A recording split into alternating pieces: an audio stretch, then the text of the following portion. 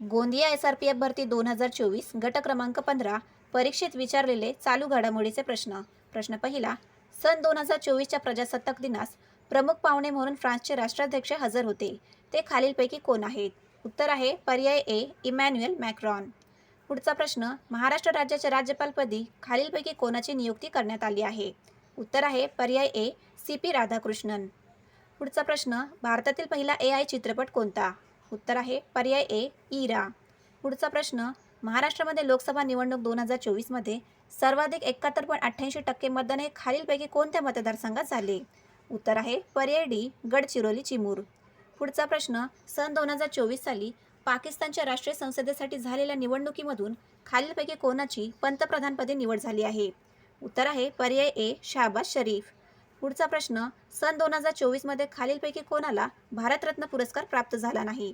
उत्तर आहे पर्याय बी